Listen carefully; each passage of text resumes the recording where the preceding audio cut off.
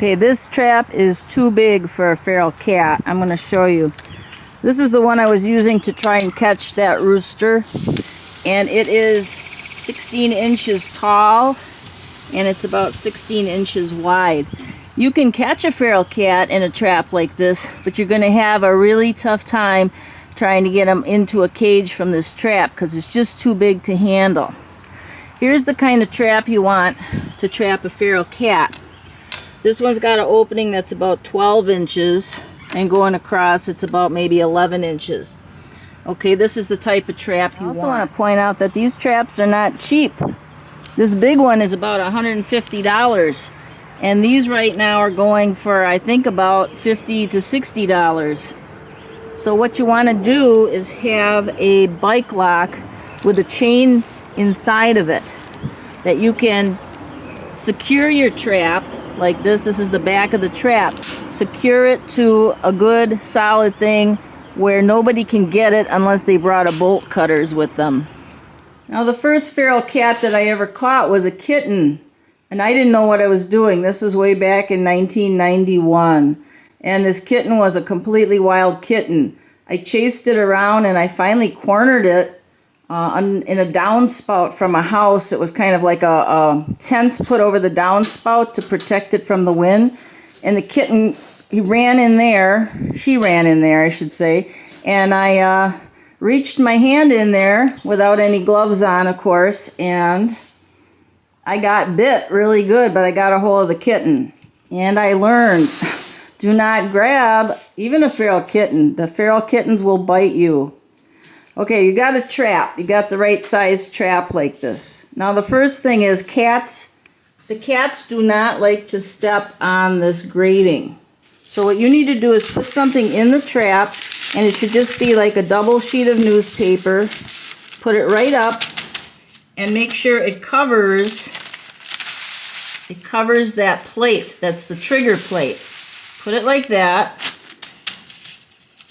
You can move it back even. It doesn't have to be all the way on the plate. But just so they can step into the trap over this and onto the paper. A lot of cats don't like this grating and they won't step on it unless they're really hungry. Don't use cardboard, because if you use cardboard, when this comes down, and let me trigger that right now. When that comes down, if you put a piece of cardboard in there, and it's thicker, the top part's going to end up like that. The cardboard's going to block it, and look what they can do. They can push their way right out because this top has to come all the way here and lock. Now it's locked and it can't be opened. So that was another mistake I made a long time ago. I put cardboard in and the cat got in the trap and then he pushed his way right out again. So a double sheet of newspaper covering all the grating, or as much as you can, and that trigger plate. The third mistake that I've made way in the past, people will put the bait. This is Fancy Feast cat food. You want to get some kind of a thing that really smells strong. I used to use tuna, people tuna, like chicken of the sea, and that really smells strong and it'll attract the cat, especially if they're hungry. But you can also use just regular wet cat food. But here's a mistake. Some people put it on a plate or put it in a bowl. If you put it in a plate or a bowl and you put it in this trap, I find what happens sometimes is the cat's doing this and he's trying to get at that food without going in the trap, and eventually he's going to come over here and he's going to goof around and he's going to hit the trigger and slam the trap closed, but he'll be trying to get the food from the outside. Another thing is, if you put it in a bowl, it makes it very easy for the cat sometimes to stand over here, and you have the bowl over here in the trap, and he doesn't hit the plate with his foot. Sometimes they'll reach forward and grab the food out of the bowl. I've seen that happen, but mostly they try to get it from the outside and end up jostling the trap and springing it. So here's what I do with the food. I use a can with just a spoonful of food in it. Any kind of a cat food can, is good because they cannot reach it and pull it easily with their paws. And I'm speaking from experience. I've had times I go, whoa, look what they did, and I should have done this. So here's a hint. Use a little can. Okay, placing the can in the trap. You want to place it in right in the middle there, as much in the middle as you can get it. You don't want it real close to the grating on the sides because they're going to try to reach it again sometimes with their paw, but you want them to have to step on that plate. So keep it right in the middle. Okay, you got your paper, you got your can of food, your trap's all set. These traps are usually set with a little tiny hook here that you hook, pull it forward. Some of them are kind of hard to hook. They're like very, very sensitive. So I got a new one and it's very sensitive. This older one, I like this better because actually the hook hooks onto this metal part and not onto these little bars. But you might have to work with it. Some of them are real sensitive. Sometimes it's hard to get the hook to balance. Other ones are easy. You don't want to be catching wild animals because it scares them, first of all. One time I had a possum that stuck his jaw through one of these and got stuck, and I had to try to gently get his jaw out of the mesh here. So when you set your trap, you got to make sure that you're gonna come back quickly and take a look or stay there. Now, if you get used to feeding the cat and he knows it's fed at a certain time, and this feral cat comes around at a certain time, then make sure you set your trap there at that time. Don't leave the trap out all night and then, look for it in the morning, because that cat's going to be terrified in that trap, and they can bloody themselves up trying to get out of the trap. I'm going to show you a picture of a cat that we kept. Her name was Thelma Lou, and she was an older kitten.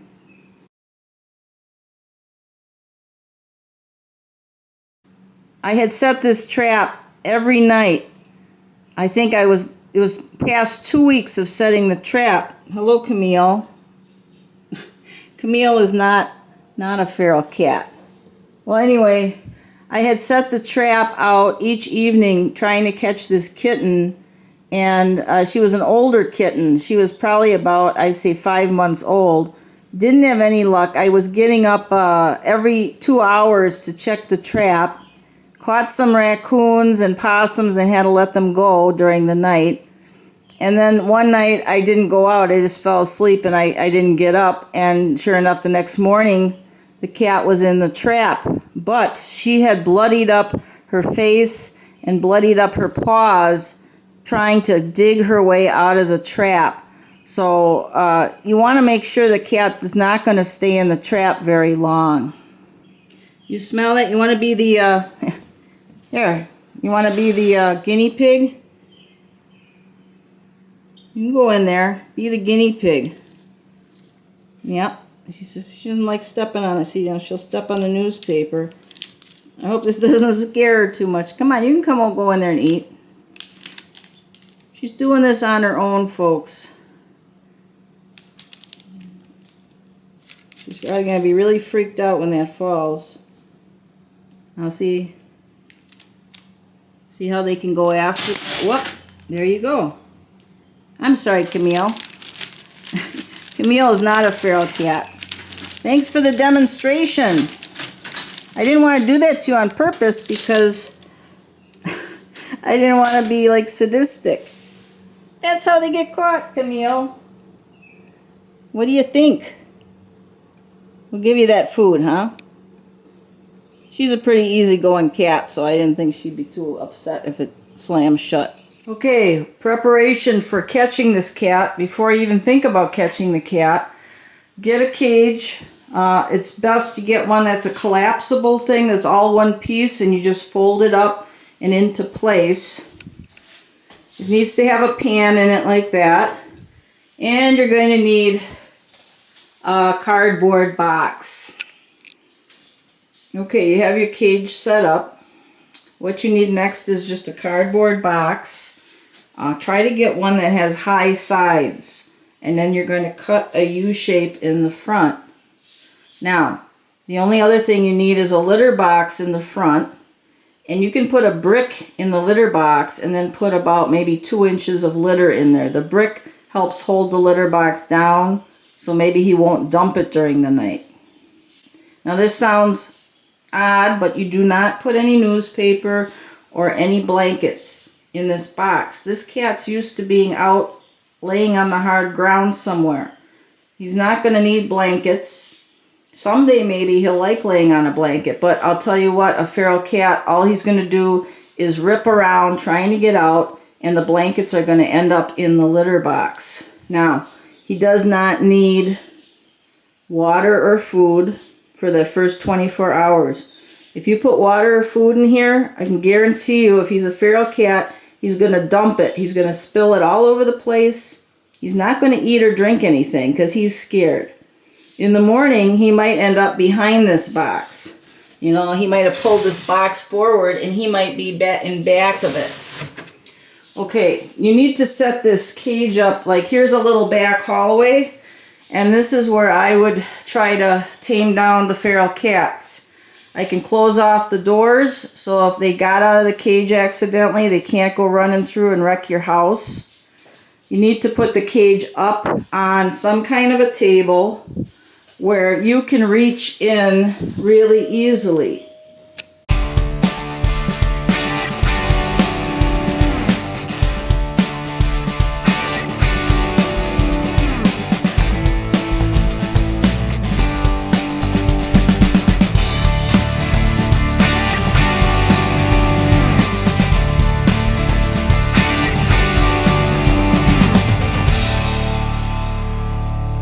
Okay, you need a piece of cardboard and you're going to cut out a little area that matches the end of the trap. And then you're going to have a little help here. I got an assistant. You're going to have them hold the cardboard up and kind of press it against there so that there's only room for the trap. And let me show you what you do next. Okay, pretend the cat's in the trap. Maybe move the cardboard up out of the way. You're going to put the trap, rest it on there, and then the cardboard comes all the way down. And we didn't cut it quite right, I guess. I didn't. But what you're going to do then, 3 people actually works better than this. Okay, so you got a very scared cat in the trap. Well, let me get my hand in here first. You can do this with a blanket as well. Now the cat's not probably going to run out. So you're going to open the trap up, and you might need a bigger piece of cardboard, but you get the idea. You're going to block off as much as you can. That cat, he's going to bounce out of this trap, he's going to bounce into the cage, and he's going to ricochet back and try to get out. So if you can have 3 people helping you, that would be a good thing. Instead of cardboard, you can also have a really big blanket or something that you put all the way around so that it blocks off an escape route. So the person who's holding the trap back here can start banging on the trap, or can poke a little pencil or something through. Sometimes banging on the bottom of the trap where the cat's sitting and raising the trap a little bit, shaking it, gets the cat to go in there, and you just want to make sure you're blocking off the escape route. Now hopefully he'll go and jump in that box. Now the trouble is getting the door shut. So this has to be done really fast. So somebody's going to get their hand on the door, somebody's going to pull the trap away, 1, 2, 3, and quick close the door, okay? And remember to do this in a room where he can't get access to your whole house. Okay, you're going to have to put Revolution or Frontline on your cat right away, because if a flea jumps off your cat, it can lay eggs somewhere in your house. So here's where you're going to have to get your whole body blocking the doorway. You're going to have to throw, or if I say don't throw, but place a big thick like beach towel or blanket over this cat. Now you have to do this right away because you don't want fleas getting in your house. You're going to put a big blanket gently over this cat. And hopefully he'll be so scared he's just going to cower there in the box. Then you're going to take the blanket off from his tail and back and just pile it up on top of his head. Okay, you want to keep his head under the blanket. Hopefully he'll hide his head under there and it's dark and he won't cause too much trouble, because what you have to do is you're going to have to part the hair on his back between his shoulder blades and get down to the skin. And I'm going to show you that on our feral cat that we've had for 10 years, and his name is Otis. You have this ahead of time. You can get Revolution from a vet with a prescription. I don't know if they'll be able to give you the prescription or the Revolution ahead of time. If you have other pets and you explain the situation, maybe they can give you a tube of Revolution. You can buy a tube. Or you can go to a pet supply store and buy Frontline. I would not use any sprays. Don't use sprays that you spray on the cat or the bedding. It's very toxic. And don't use things like Hearts, flea prevention and all. That's all very toxic. This is the kind of thing that comes in a little squeezy tube, and you have to put it between the shoulder blades of the cat, and it has to go on the skin. It cannot go on the fur. If it goes on the fur, it's not going to do any good. It has to be absorbed right into the skin. Okay. I'm going to demonstrate on Otis. He was a feral cat that was caught, and we've had him over 10 years now, and he was an adult male, and working with him several months in a cage like this, he tamed down. So let's go see Otis.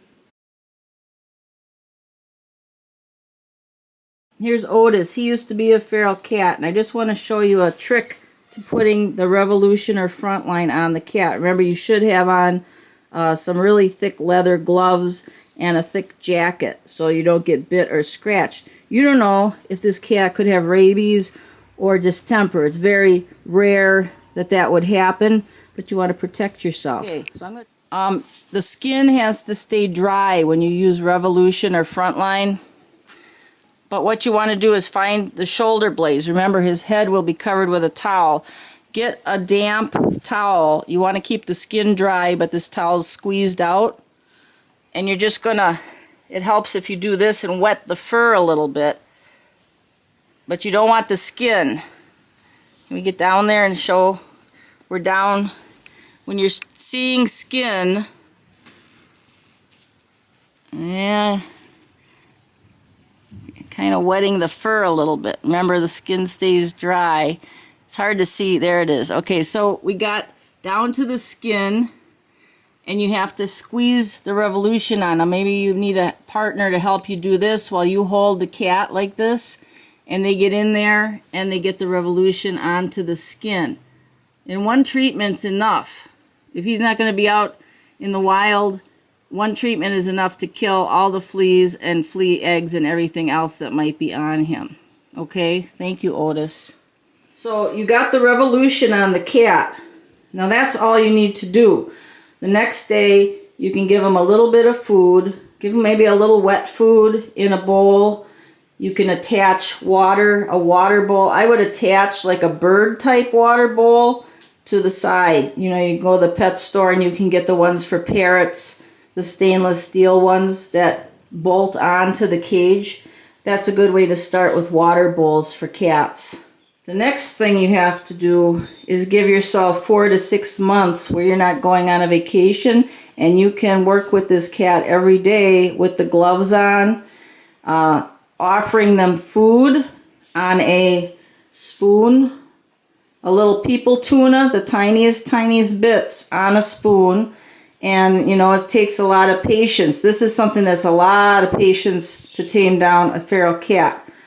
After he calms down a little bit, and it might take a month, you're going to want to get him spayed or neutered. Now at that point, getting him into a carrier, I think I would take the box out on the day you have to take him in, tip him up backwards like this, and let him get out of that box, and then place an open carrier. Take the box out, place an open carrier in the cage so that he'll crawl into that so he's ready to go. You're going to have to find a vet that will deal with feral cats. A lot of them don't. You might have some kind of animal shelter or humane society that does low-cost spay-neuter. But make sure you find out ahead of time if they deal with feral cats that you're bringing in and going to take home again. Sometimes they only do trap, neuter, return. And in that case, I just don't say that I'm, you know, going to not let them go. Just make them think you're going to let the cat go again and do the trap, neuter, return. They'll be tipping the ear and chopping a tiny tip off the ear while the cat's under anesthetic. You don't have to be completely honest about that. Because remember, you're helping this animal out. And like I said, this is a big deal of your time for a feral cat. It's much easier to go and adopt a cat at a shelter that's already used to people, and they need homes too. But this is just for people who have a cat where he's in a dangerous situation, or you just really want to help an animal. Remember, you're taking a little risk that you won't get scratched or bit. So you got to take those precautions to not get scratched or bit.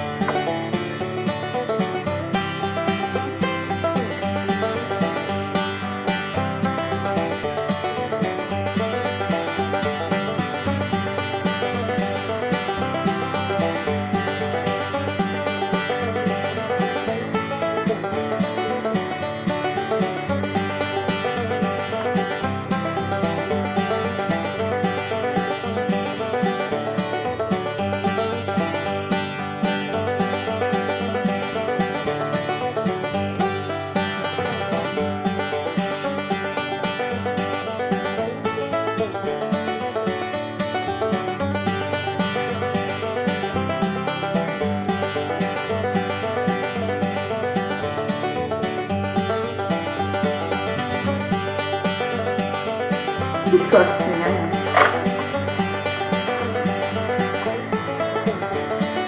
Oh, yeah.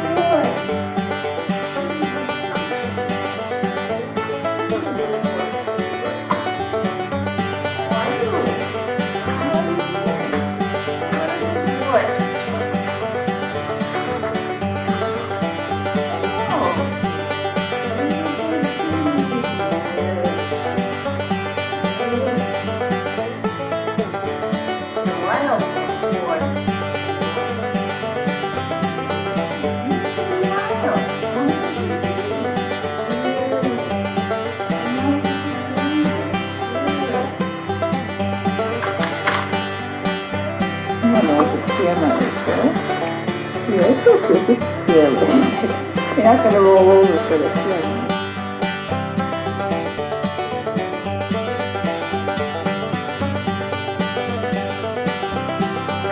How are you? Hello, how are you? Yes, my baby. There you are. Brush. Okay, what happened to the brush? I don't know.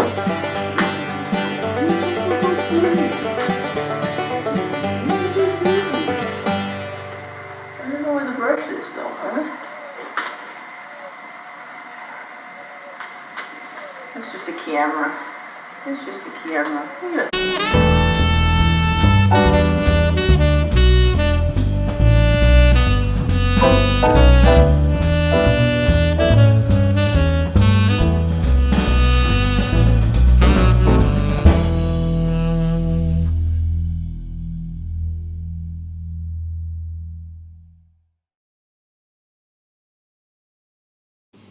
This is Stanley. He was not a feral cat, although he's looking at what am I doing now. I want to tell you one more thing about cats. I had to trap Stanley. He was a cat that was dumped by our house, and he was not a feral cat. He was a domestic cat. I looked for the owners. I couldn't find anyone who was looking for him or claimed him. If you catch a cat in the trap and the cat meows at you, it is not a feral cat. That means it's a cat that's used to being around people. Feral cats will not meow. They will just be quiet, or they'll hiss at you. But if you have a cat meowing, feral cats do not meow. So if you have a cat that's really scared and the next day he starts to meow at you in the cage here, that is not a feral cat. Okay, that's a cat that maybe belonged to somebody and they were dumped. Maybe they've been out on their own for several months. You know, maybe they're lost or maybe they were abandoned. But feral cats will not meow until they are tamed down. And that's going to take a while. Okay, you've made your appointment for the feral cat to get them spayed or neutered. You also want at the same time for them to treat the cat for tapeworm, roundworm, and anything else. So you might want to bring in a sample to the vet of a fecal sample so they can see what exactly this cat has. It's pretty much 100% sure they're going to have roundworms because kittens are actually born with roundworms from the mother. They might have tapeworms. If they ate something that had tapeworm eggs, they can get tapeworms from eating some kind of other animal. There's other things that they can check for when they go through, and that's important. Once your cat's cleared of those internal parasites, and you treated them for external parasites, and they've been spayed or neutered, now the process comes to tame them down. I'm not going to say much about taming down a feral cat because all it takes is a lot of patience and a lot of months, and you have to work with them, and you have to kind of bribe them with little bits of tuna on a spoon, petting them with your gloves on their head while you're feeding them, so they come to associate you with the food and good things. And if you keep it up for an hour a day at least, about maybe 2 months later, after they're spayed or neutered, you're going to see them coming around and not being so scared of you. And like I said, Otis here, he was an adult feral cat. The males tend to tame down after several months. You got to get them neutered though, or they'll have all those hormones and you'll never be able to tame them down. Otis took about a month to 2 months to tame down. The females, sometimes they never tame down. I've never had one that's tamed down all the way. But they still can live in the house. They just won't come by you usually and get petted. Now that's adult females. If you have kittens that are up to maybe about 8 months old, pretty much all those kittens will tame down completely.